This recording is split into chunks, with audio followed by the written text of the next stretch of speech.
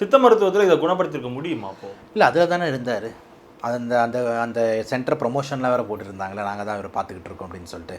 என்னாச்சுன்னு நம்ம பார்த்தோம். ஸோ இந்த விதத்தில் நான் என்ன சொல்கிறேன்னா, எந்த மருத்துவத்தையும் நம்ம வந்து தவறாக இது மாதிரி இது இல்லை, அந்தந்த முறையில் அவங்க செயல்பட்டுட்டோம். பட் ஆனால் ரொம்ப இம்பார்ட்டண்ட்டாக இந்த நோயை குணப்படுத்திட முடியும்னு சொல்லிட்டு நம்ம ஃபால்ஸாக பேசவே கூடாது.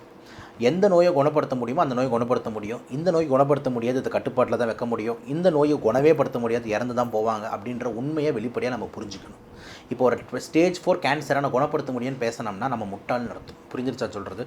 சுருங்கின நுரையீரல், சுருங்கின ஈரலை வந்துட்டு திருப்பி நார்மல் ஆக்கி விட்டுறலாம் அப்படின்னு பேசுறது அறிவியலுக்கு ஒவ்வாத ஒரு விஷயம். இப்போ இதே ஒரு ஆங்கில டாக்டர்ஸ், அதாவது ஆங்கில மருத்துவம்னு சொல்லக்கூடிய அலோபதி, அதாவது மாடர்னைஸ்டு சயின்ஸ் கிட்ட வந்திருந்தோம்னா இதுக்கு பெஸ்ட்டு ட்ரீட்மெண்ட் ஈரல் மாற்று சிகிச்சை, லிவர் டிரான்ஸ்பிளான்ட்.